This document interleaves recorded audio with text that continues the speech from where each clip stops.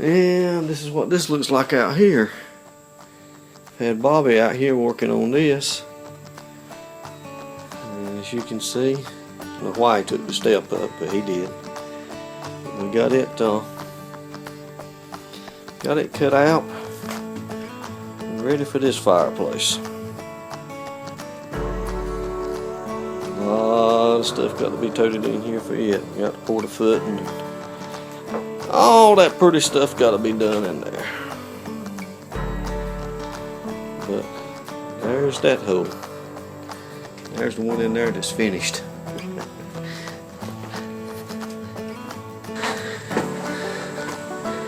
This one right here is not even begun.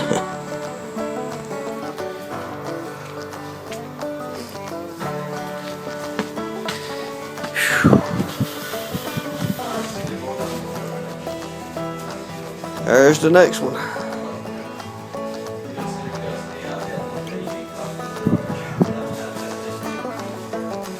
And she holds on the money on him like was like, hey, where's he at? Where's he at or something, you know what I mean?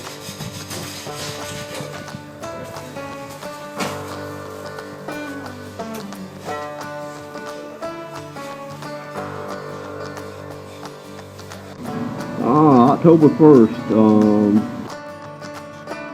just starting on the middle chimney, up in the floor. I want to show you this beam right here. This beam is 12 inches from here over to here, and show you the peg where it was put together with right there. That's the peg where that beam was put together. It's rotted out in here. It's rotten, but that right there is where the peg is holding the thing together. And as you can see, I'm gonna back up and see, I'm just starting on the fireplace. It's below the floor, but just thought it was kind of neat that peg right there was how it's put together hundreds of years ago. I thought it was really neat that we got to find this peg that was holding together this 12 by 12 beam where it had been spliced and put together. It was a really neat find for me to be able to see this and to show the history that goes back 200 years. Somebody put this peg in this beam 200 years ago. I don't know about everybody else, but I think that's really, really neat. And I know my builders out there that are watching this or watching in the future are going to say, why in the world did you leave that beam rotted out like that, and why didn't you replace that? Well, if you've watched some of my other videos, you will see, especially the one on the fireplace, the kitchen fireplace, where I talked about the cutting that support beam into. This particular beam right here, we had some contractors that were working, and they were complaining bad about having to drill through just what was left of this beam. So we decided just to leave the beam like it was so we could preserve the history of the house. What was left of it was strong enough to hold up the house, and it was probably stronger than a 12 by 12 beam in today's times. So I hope everyone has enjoyed this, I think, really neat find that we got to see. Something that happened over 200 years ago.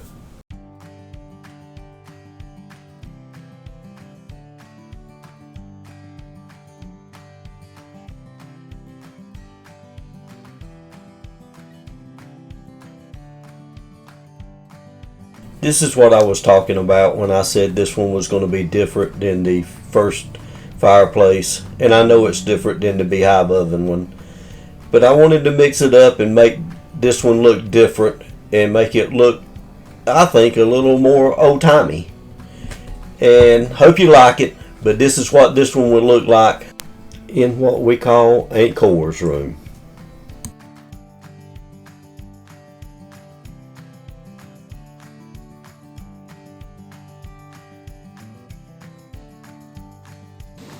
Friday, October 4th. About 1 o'clock. That much bend through the ceiling. On there. Now, got to have my damper. So.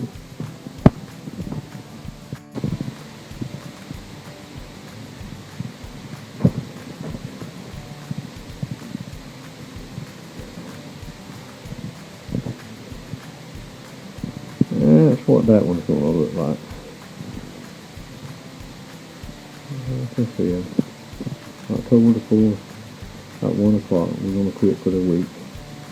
I'm tired.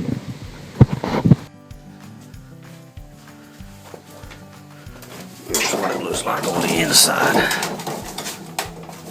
So I got my hole ready, but I just don't have my damper. So,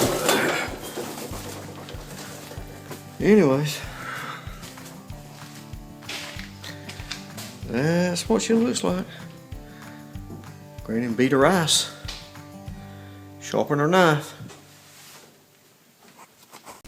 I want to explain a little bit what I meant by Granny could beat her ice and sharpen her knife.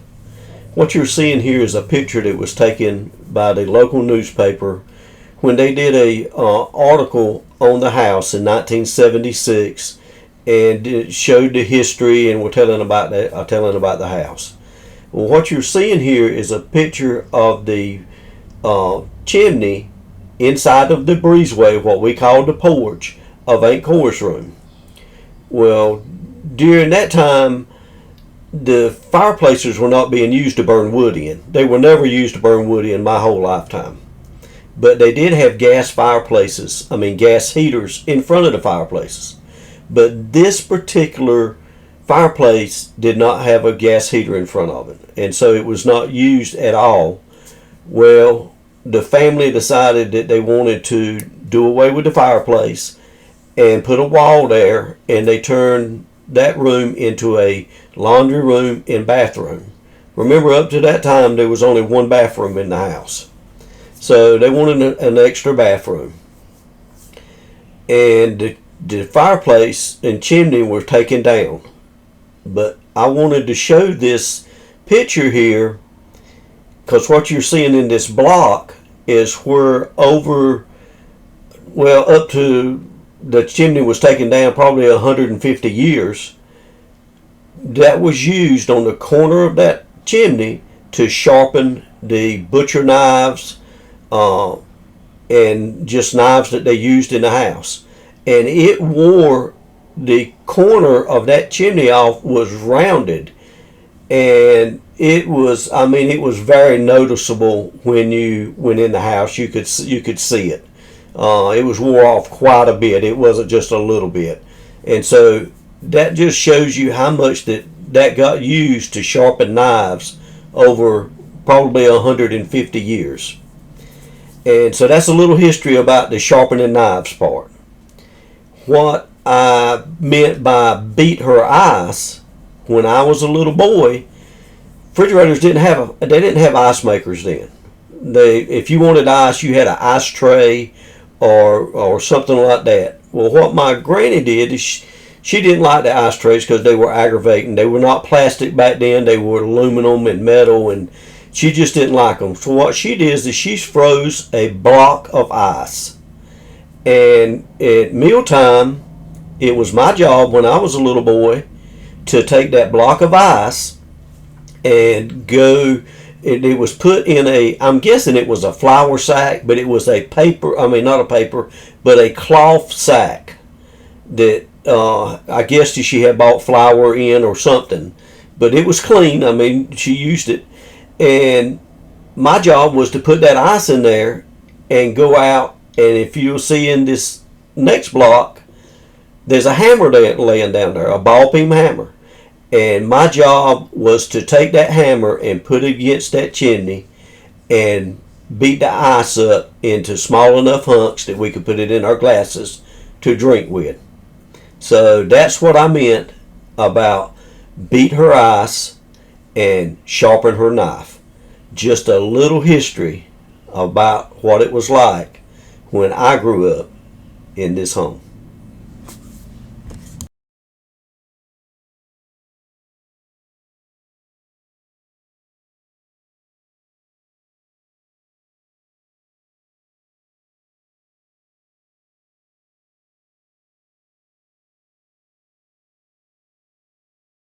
was like October 28th, Monday, quitting time.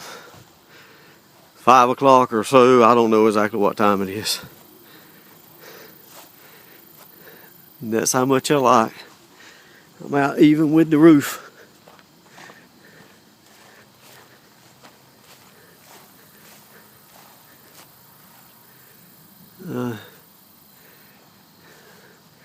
Like that much. Get running low on good brick to lay. Be so glad when I can start laying. The next time I lay brick, I don't know how to lay these old brick.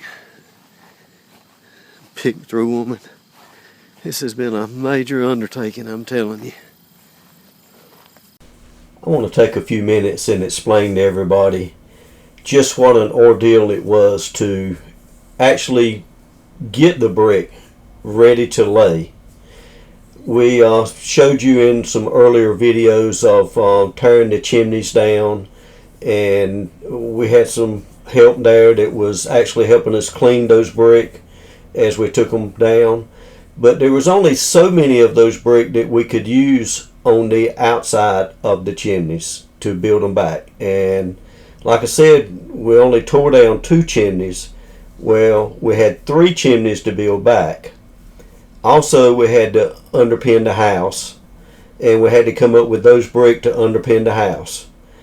I could have went off and bought brand new brick and did that, but I wanted to keep the house to period as much as possible when we rebuild it. So you will see some new brick when I'm in the videos. In some previous videos, you see new brick. Well, those brick were used either in the fireplaces because they were fire brick, and I didn't want to use a really old brick in the fireplace inside where the fire was actually going to be. And then they were used, new brick were used hidden inside of the chimneys as really filler brick, but old brick was what was used that you could actually see on the outside. So the old brick got used where you can see them, and the what few new brick we used those in the to build what we call fire boxes with. But what we had to go through to get these brick and to get them clean was a process in itself. Like I said, we run out of brick pretty quick. Where we tore down the 2 chimneys, and those brick, we used those up pretty quick. And then we had to come up with a lot of brick. When this house was built in the 1800s, the brick come from the local area. And so each area had brick that was kind of specific to that area. So when I wanted to build the house back, I wanted to keep the brick as local as possible. Well, I searched and searched and searched and could not come up with them. I finally found a man that said he had some buried that he had used to fill a pond, trying to fill a pond in. Well, I took my dump truck and went and bought 2 dump truck loads of brick, and he dug them up with a backhoe out of his pond and just dumped them in the back of my dump truck. And we cleaned those brick. It took us weeks to get them cleaned. That's the reason it took so long to build these chimneys, because we were cleaning the brick as we were building. You just don't see that. I didn't do any video of that. But we would work a few days, and then we'd have to clean brick. But those brick run out pretty quick too.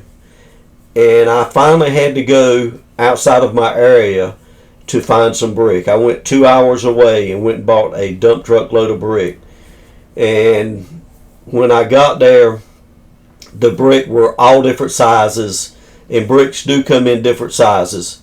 And so half of the brick that I got from 2 hours away didn't match, and they just didn't look the same. So we wound up using most of those brick as filler brick to put inside the chimneys. But just wanted to give a little history there of what we had to go through to try to come up with the brick. And that's why I said in the clip here, in the video here, that we were running out of good brick that we could use that would be showed. We had other brick that we could use for filler brick, just running out of good brick that we could use that everybody was going to see.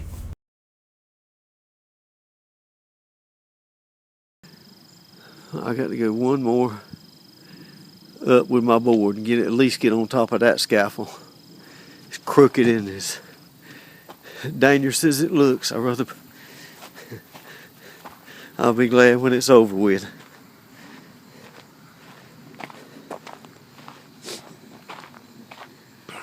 There's that one.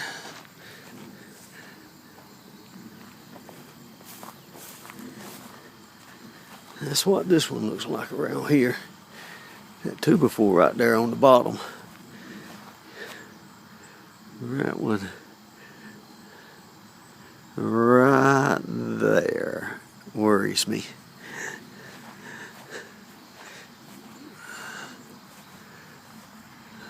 But anyways, that's what we got.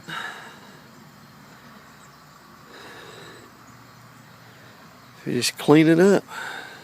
We cleaned up and finished here. Nothing don't happen this week.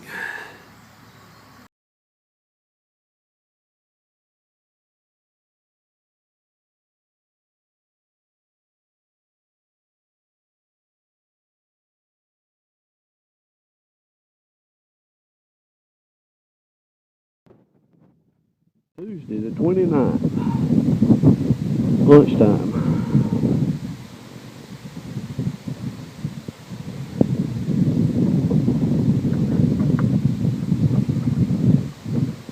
This is what it looks like.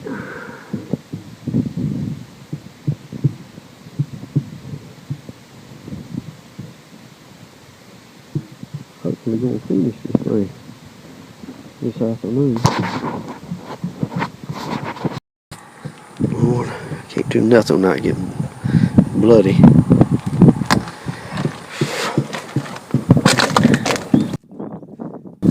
Got her finished. There's the other one over there. There's that one.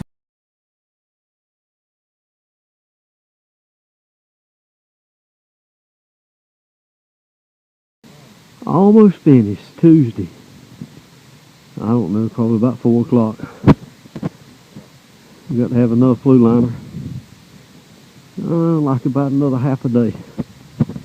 Being finished. And Bobby and John can have a good time cleaning up all this junk.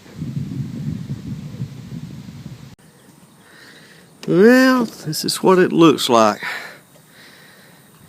October 30th.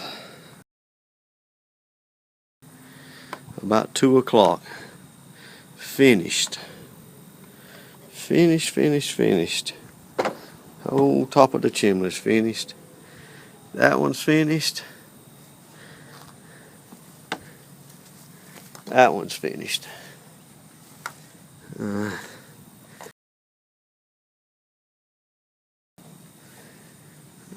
This is what it looks like today.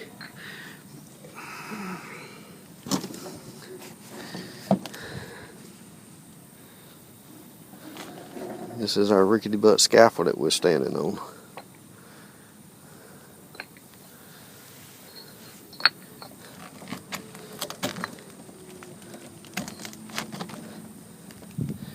But we are finished.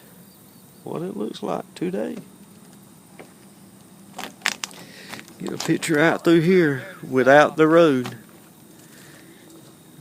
Next time anybody comes up this high, the road might be there. Alrighty. I hope everyone has enjoyed me rebuilding the 3 fireplaces and chimneys on my house. I so enjoyed being able to do that and to restore this precious home to me back to some of its former glory. I hope you will follow along in the rest of the videos. We're just getting started with the rebuild. There's so much more to come. So many more things to discover as we're diving into the rebuild or restoration, whatever you want to call it. We're just trying to bring my home back to its former glory. Thank you for watching. Please join us in the next video. Please like and subscribe. God bless.